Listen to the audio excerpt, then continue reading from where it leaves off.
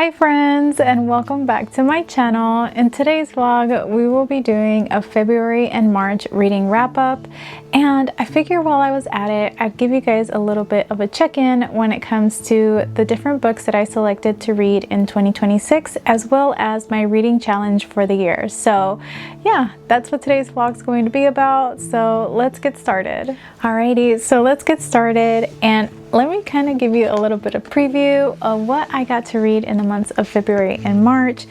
And here they are. As you can see, I got to read 5 books between these 2 months, 2 in the month of February and 3 in the months of March. I know it doesn't sound like a lot. However, some of these stories were so deep.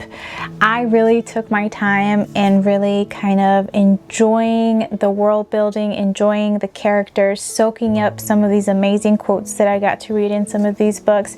And I'm honestly not mad at myself at all for taking my time to do that. So let's start with book 1. It is by Brandon Sanderson. This is Oathbringer.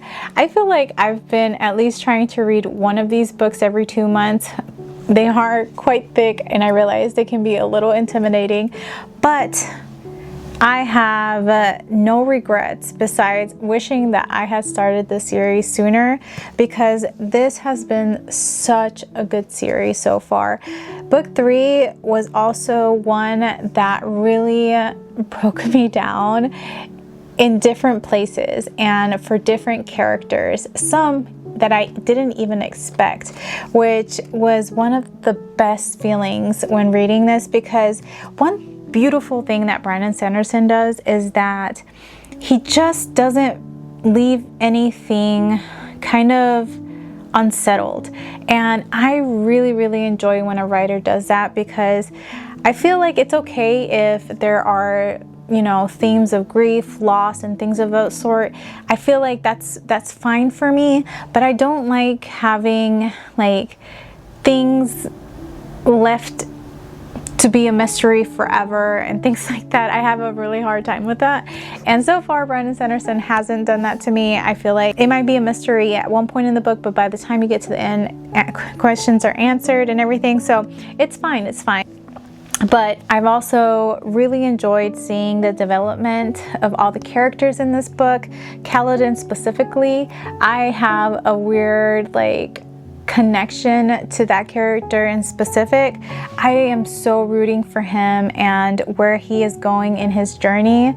And also the oaths that are part of the series, I feel like they are true lessons that you can really take into your real life, which is another thing that I'm really enjoying about this, because every time I cry, I feel like it's because when they're taking an oath, I'm feeling the heaviness of them doing it, and I find that process so enjoyable for me. So yeah, such a good read, such a good read. I don't want to say too much because I don't want to spoil for anybody who might be reading this, but I did rate this book a 5-star, and I mean, if I could rate it more, I would absolutely rate it more, because this book was so good and I cannot wait to start book 4. So now let's talk about the second book that I read in the month of February.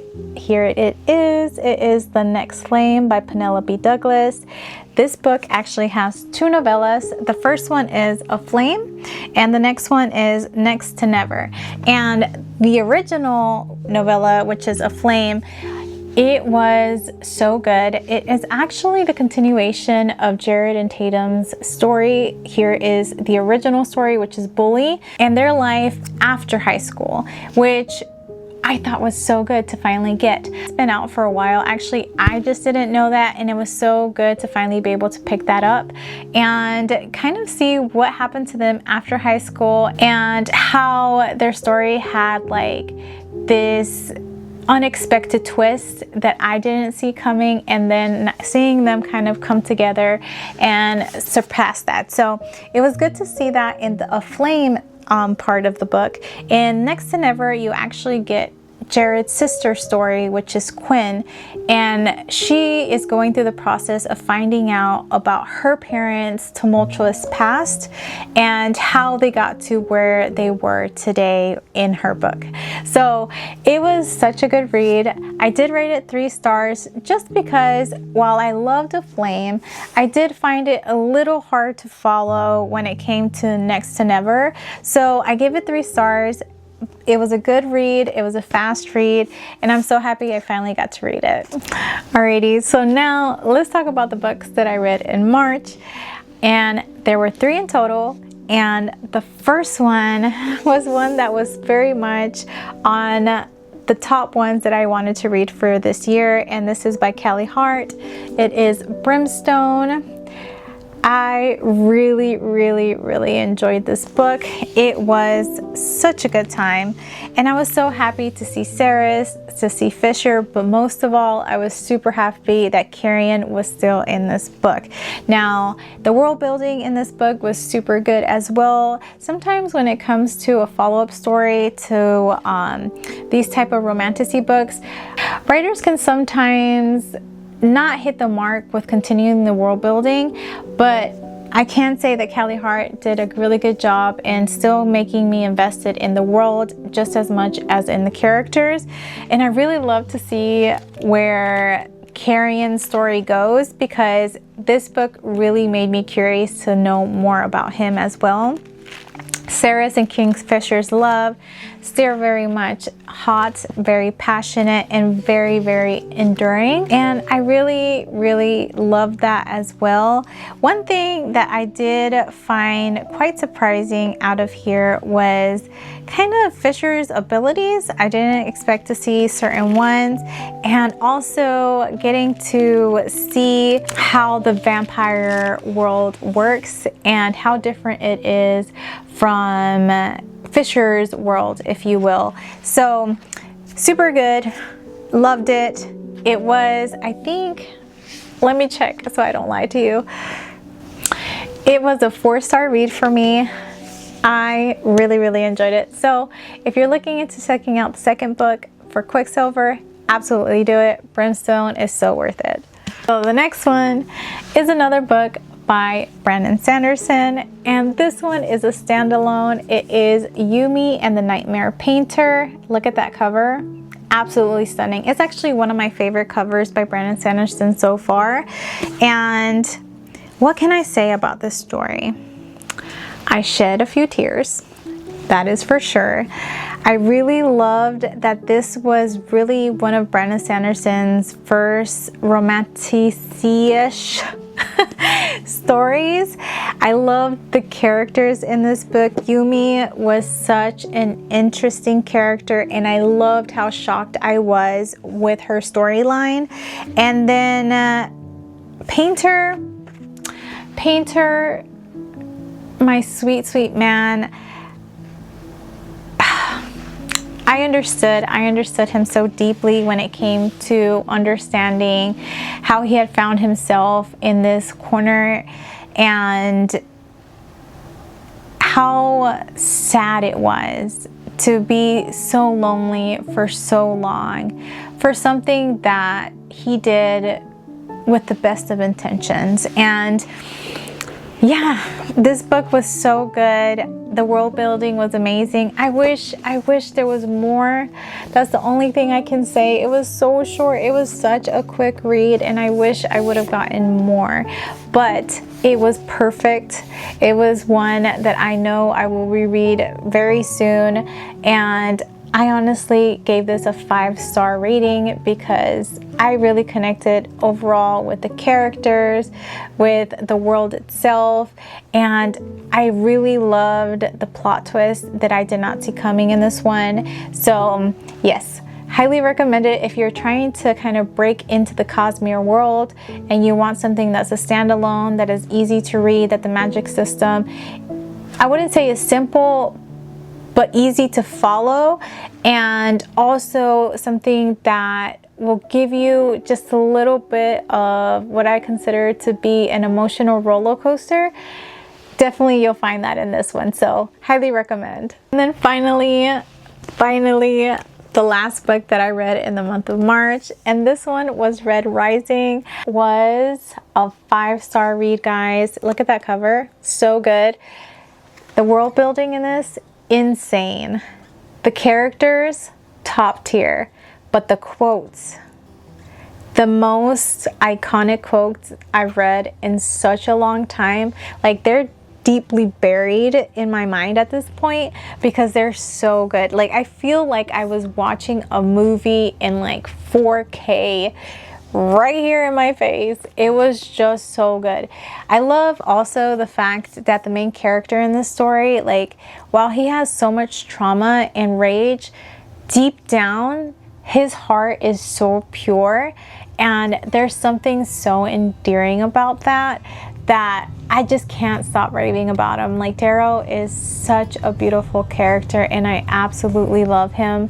And if you haven't picked this book up, I highly recommend it, especially if you are like me, where this is going to be like your first sci-fi book. I think this was the perfect stepping stone into the sci-fi genre for myself, because now I'm super obsessed with it, and I'm actually going through this series now. But book 1 was so good, 5-star. It's definitely going to make me a howler for life, and I highly recommend it, guys. Please pick it up. You won't regret it. So now, after going through all the books that I read in February and March, I want to talk about the books that I had planned to read in 2026 and my progress on them so far. So I made this little shelf so that way I can give you guys a little bit of a chart, if you will, of all the books that I've read so far from the 18 that I've selected. As you can see, I've read 5 so far from the 18 that I had selected, which are Mate, Frankenstein, Oathbringer, Brimstone, and Yumi and the Nightmare Painter. And as you can see at the bottom shelf here, I have quite a few left, honestly. I know for sure that I'm going to be reading The Count of Monte Cristo next. I really am excited about that one. I've heard some really great things about it. And I do want to, after that, pick up another sci-fi book, because like I said with Red Rising, I really enjoyed that one. So most likely I'll end up picking up Dune as well. But I'm planning to continue to mood read for the rest of the year like I've been doing so far, and really not rush myself through my list, just because I do plan to read all 18 in this year, but I'm not going to rush through trying to get them all knocked down like by July or something like that. I want to take my time. I want to really enjoy them, because I feel like every single book on this list has something unique, something special, and is very well known to be like one of the best stories out there in maybe its genre or just overall feel. So yeah, I'm definitely taking my time going through my list in this year. I am not going to rush myself at all.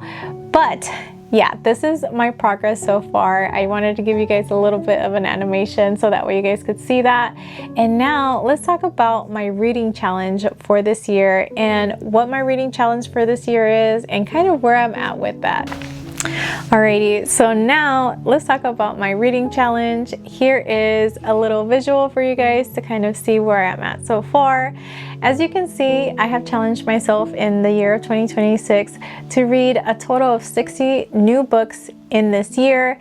I typically do not count any books that I've already read in the past. I don't count, I guess, what you consider to be rereads towards this, because usually the way I like to do my challenges is that I like to read new books because they're new experiences, and I like to count those throughout the year for my reading challenge. So yes, this is where I'm at so far. As you can see, I've made pretty good progress. Maybe based on my counter, I might not be exactly where I need to be when it comes to how many books I'm reading per month, but I'm pretty confident that I'll be able to reach this goal by the end of this year.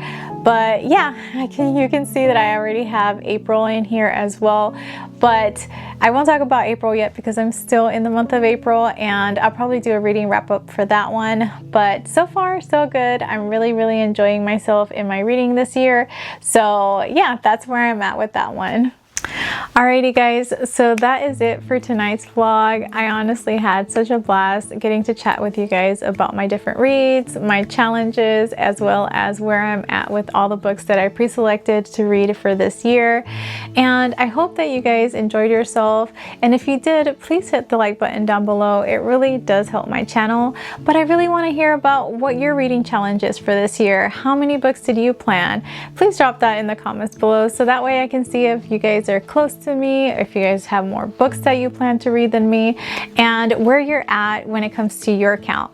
And if you haven't done so, also subscribe guys, so that way you guys don't miss any of my bookish content. And I'm hoping that we can continue to build my community here on my channel. But that's it for tonight guys. I really hope you guys have a good one, and I'll catch you on the next one.